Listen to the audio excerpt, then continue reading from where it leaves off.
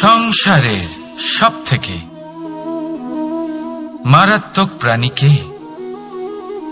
কেউ বলবে বাঘ, কেউ বলবে সিংহ, কেউ বলবে সাপ। না, সংসারের সবথেকে মারাত্মক প্রাণী হল একজন ভণ্ড মিত্র। অন্য সমস্ত পশুরা শুধু আপনার শারীরিক ক্ষতি করতে পারে, কিন্তু একজন ভণ্ড বন্ধু আপনার বুদ্ধির বিনাশ করতে পারে, আপনার বিবেকের বিনাশ করতে পারে, ভাবনা চিন্তা করার ক্ষমতা কেড়ে নিতে পারে। একজন ভণ্ড বন্ধু আপনার জীবনকে নষ্ট ও ভ্রষ্ট করে দিতে পারে। তার মধ্যে এত ক্ষমতা থাকে যে সে আপনাকে এমন পতনের পাকে ফেলে দেবে যে সেখান থেকে বেরোনো প্রায় অসম্ভব হতে পারে।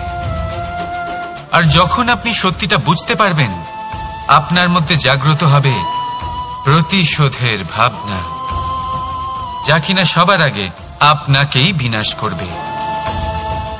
তাই জীবনে ভণ্ড বন্ধুর থেকে সাবধানে থাকুন। আর বিশ্বাস, এই বিশ্বাস মানুষের ওপরে ভেবে চিন্তেই করুন। আর আসুন আমার সাথে ভালোবেসে বলুন, রাধা রাধা। আপনি মনুর বিষয়ে নিশ্চয়ই শুনে থাকবেন। ওনাকে একটা সুযোগ দেওয়া হয়েছিল। হয় উনি নিজের হালের রক্ষা করবেন, নয় এই সৃষ্টিকে আসন্ন প্রলয়ের হাত থেকে বাঁচানোর জন্য নৌকার নির্মাণ করবেন। উনি নিজের নির্বাচন করেছিলেন, আর আজ আমরা সবাই মানুষ নামে পরিচয় পেয়েছি। এমনই এক সুযোগ পেয়েছিলেন শ্রীরাম এবং সীতাও। ওনারা আবেগের ঊর্ধ্বে উঠে এই সংসারের সামনে এক সেরা উদাহরণ প্রস্তুত করেছিলেন। এরকমই এক সুযোগ পেয়েছিলেন রাবণও, এরকমই এক সুযোগ পেয়েছিলেন কংস। একটা সুযোগ, অন্যায়ের পথ ত্যাগ করে সত্যের পথে চলার। ওনারা সেই সুযোগ ত্যাগ করলেন এবং ওনাদের এই সংসার ত্যাগ করতে হল। একটা অত্যন্ত গুরুত্বপূর্ণ কথা মনে রাখবেন, সুযোগ, এই শব্দ যতটাই ছোট, এটা জীবনে আসেও ততটাই কম সময়ের জন্য। এবার এই সুযোগের আপনি কি করবেন? এর সদ্ব্যবহার করে নিজের নাম প্রকাশিত করবেন, এই সংসারে ইতিহাসে নিজের নাম অমর করবেন, নাকি অসফল হওয়ার উদাহরণ হয়ে উঠবেন, সেই সিদ্ধান্ত হলো আপনার। রাধা রাধা। প্রসন্নতা, এই প্রসন্নতা এমন কোন অনুভূতি নয় যা সৃষ্টিতে শুরু থেকেই ছিল। প্রসন্নতা হলো এমন এক অনুভূতি যা আপনাকে নিজের কর্মের দ্বারা অর্জন করতে হয়। আর যত অন্যকে দেবেন, ততই তা অঙ্কুরিত হবে। অর্থাৎ যতটা প্রসন্নতা অন্যকে দিতে পারবেন, ততটাই প্রসন্নতা নিজে চলে আপনার কাছে আসবে। এবার আপনি বলবেন, এ তো অত্যন্ত কঠিন কাজ, এ কিভাবে সম্ভব হবে? সবাইকে প্রসন্ন রাখা তো স্বয়ং মহাদেবেরও সাধ্য নয়। আমরা তো হলাম সাধারণ মানুষ, এ কিভাবে হতে পারে? চলুন, আপনার এই কথা আমি মেনে নিলাম। সবাইকে প্রসন্ন রাখা সম্ভব নয়, এটা 100% সত্যি কথা। কিন্তু আমরা চেষ্টা তো করতেই পারি যে প্রসন্নতা না হোক, আমরা যেন কাউকে দুঃখ না দিই। এটা তো আমরা করতেই পারি।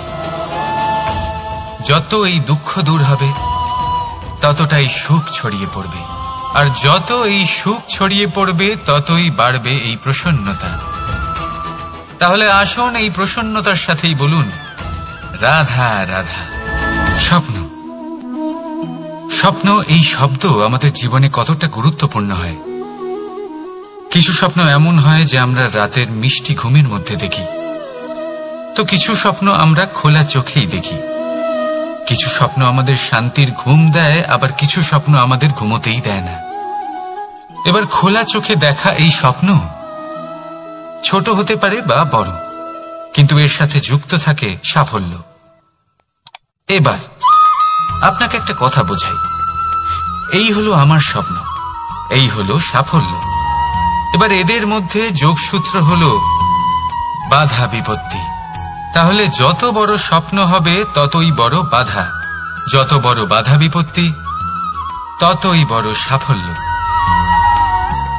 মনে রাখবেন, আকাশের সব থেকে উঁচুতে ওড়ার জন্য বাজ পাখিকে মেঘের ওপর দিয়ে উড়তে হয়। তাই এই বাধা বিপত্তির থেকে দূরে পালাবেন না। অবশ্যই এ হলো সেই বাধা বিপত্তি যার থেকে সংসার দূরে পালাতে চায়। এই সেই অসুবিধা যা আমাদের জীবনে যাতে না আসে সেজন্য লোকে প্রার্থনা করে। কিন্তু এই সেই বাধা যার সম্মুখীন হয়ে আপনার সাফল্য প্রাপ্তি হবে, আপনি আপনার লক্ষ্যে পৌঁছতে পারবেন। তাহলে আসুন আমার সাথে ভালোবেসে বলুন, রাধা রাধা। আপনি জীবনে কখনো দেখে থাকবেন অথবা শুনে থাকবেন যে মানুষ যখন দুধ পান করে তার মধ্যে যদি কোনো মাছি এসে পড়ে, সে আর সেটা পান করে না, সেই দুধকে কোথাও ফেলে দেয় সে। কিন্তু ভেবে দেখুন, এখানে পরিস্থিতি একটু আলাদা হলে, দুধের বদলে ঘি থাকলে মানুষ কি করে? সেই ঘি ফেলে দেয় না, সেখান থেকে মাছিটাকে বের করে ফেলে দেয়। এটা দিয়ে আমরা কি শিক্ষা পেলাম? এটাই যে এখানে মাছি গুরুত্বপূর্ণ নয়, গুরুত্বপূর্ণ হল সেই খাবার ঘি। এবারে ভাবুন, দুধ আর ঘি এই দুই উৎপন্ন হয় গরু থেকে। তাহলে বেশি মাহাত্ম্য ঘিকে কেন দেওয়া হয়? তার কারণ যে যত বেশি তাপ সহ্য করে সে তত উৎকৃষ্ট হয়, সে ততটা মূল্যবান হয়। এতটাই মূল্যবান যে যদি তাতে কোনো দোষও থাকে মানুষ সেটা গ্রাহ্য করে না। তাই মনে রাখবেন, এই পুষ্টি অপুষ্টি এ শুধুই নামমাত্র। কিন্তু পরিশ্রম করা, সংঘর্ষ করা, তাপ সহ্য করা, এটা মানুষের অনুভূতি। তাই নাম নিয়ে না ভেবে অনুভূতির ওপরে মনোনিবেশ করুন, তাকে গুরুত্ব দিন। আর আসুন আমার সাথে ভালোবেসে বলুন, রাধা রাধা। মানুষ এক সামাজিক প্রাণী। সমাজে ঘোরাফেরা করে, অন্য মানুষ খুঁজে বেড়ায়, সম্পর্ক তৈরি করে, সেটাকে গড়ে তোলে, সুখ দান করে, সুখ লাভ করে, নিজের দুঃখকে কম করে। কিন্তু একটা জিনিস সে বোঝে না, কোন ব্যক্তি আপন আর কোন ব্যক্তি পর। দেখুন, আপন সে নয় যে সুখের সময় আপনার সাথে থাকে, আপন সে যে দুঃখের সময়ে শুরু থেকে শেষ অবধি আপনার সঙ্গে থাকে। তাই খেয়াল রাখবেন, সুখের সময় যে আপনার সাথে থাকে তারা সেই ব্যক্তিগণ যাদের আপনি পছন্দ করেন। কিন্তু যে দুঃখের সময়, সমস্যার মধ্যে, কষ্টের ও একাকিত্বের মধ্যে আপনার সাথে থাকে, আপনাকে সব সময় সঙ্গ দেয়, তারা সেই ব্যক্তি যারা আপনাকে পছন্দ করে। এবারে কাকে আপনি আপন বানাবেন আর কাকে পর, সিদ্ধান্ত আপনার। রাধা রাধা। কত সাধারণ একটা বিষয়। প্রত্যেক মানুষ যে জন্ম নেয় তাকে একটা নাম দেওয়া হয়, যা সে পেয়ে থাকে তার মাতা পিতার দ্বারা, না হলে তার গুরুর দ্বারা, বা কোনো আত্মীয়ের দ্বারা, বা কোনো কাছের মানুষের দ্বারা। এই নামের সাথেই সে আস্তে আস্তে বেড়ে ওঠে। কিন্তু এটাই কি সেই নাম? এই নামই কি সবকিছু? কখনোই নয়। একটা নাম সেটা যা আপনি জন্মের সময় লাভ করেন, যে নামে আপনি কর্মের পথে অগ্রসর হন। আরও একটা নাম সেটা যা আপনি আপনার কর্মের দ্বারা অর্জন করেন, আর এই নামেই আপনাকে সবাই যুগ যুগ ধরে মনে রাখে। আপনার আসল নাম সেটা নয় যা আপনাকে জন্মের সময় দেওয়া হয়েছিল। আপনার আসল নাম সেটা যেটা আপনি আপনার কর্ম দ্বারা লাভ করেছেন। কারণ সেই লাভের পেছনে প্রচুর প্রয়াস লুকিয়ে থাকে, অনেক পরিশ্রম লুকিয়ে থাকে। কিন্তু যদি আপনি চান যে মানুষ আপনার নাম মনে রাখে, তাহলে আপনাকে কর্মের পথে অগ্রসর হতেই হবে, শুভ কর্ম করতে হবে, অনর্গল চেষ্টা করে যেতে হবে, মহান কাজ করতে হবে।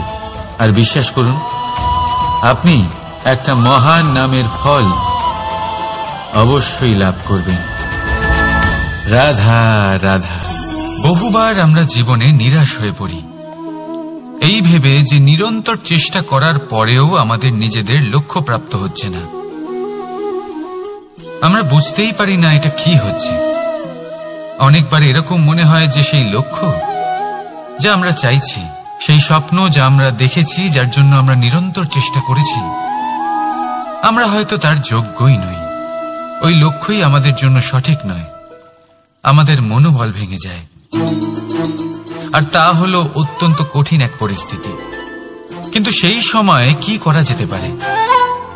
আপনাকে একটা উদাহরণ দিয়ে বোঝাই। কখনো কোনো বৃক্ষকে দেখেছেন? সেও অনেক কঠিন পরিস্থিতির সম্মুখীন হয়, যেমন পাতা ঝরার সময়। কোনো না কোনোভাবে আপনি পৌঁছে গেলে আপনি জানতে পারবেন আপনার সাফল্য আপনার জন্যই অপেক্ষা করছিল। রাধা রাধা। ভাগ্য, সময় ও কর্ম। দেখতে গেলে আমরা সবাই এই তিনটি শব্দের সাথে খুব ভালোভাবে পরিচিত। হয়তো আমাদের জীবনে আমরা এই তিনটি শব্দের প্রয়োগ অবশ্যই করে থাকি। দেখতে গেলে এই বিষয়ে প্রত্যেক ব্যক্তির দৃষ্টিভঙ্গি আলাদা। কেউ বলে সময়ই হলো সেই মাধ্যম যা ভাগ্য বানায়। কেউ বলে ভাগ্যই হলো সেই যা সময়কে বদলে দেয়। কেউ বলে ভাগ্য এবং কর্ম এই দুই একই দাঁড়িপাল্লার দুই দিক। যদি আপনাকে সত্যিটা বোঝাই, তাহলে ঠিক এইভাবে বোঝাবো। মনুষ্য জন্ম লাভ করা, মানুষ রূপে জন্মগ্রহণ করা, এটি ভাগ্যের হাতে থাকে। মৃত্যুকে প্রাপ্তি করা সময়ের হাতে থাকে। এই দুটি আমাদের হাতে নেই।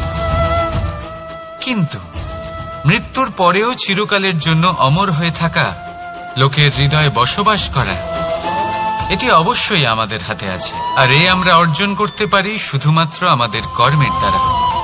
অর্থাৎ কর্মই হলো সব কিছুর আধার। তাহলে এর থেকে কখনো বিচলিত হবেন না। শ্রেষ্ঠ কাজটা করতে থাকুন, আর আমার সাথে ভালোবেসে বলুন রাধা রাধা।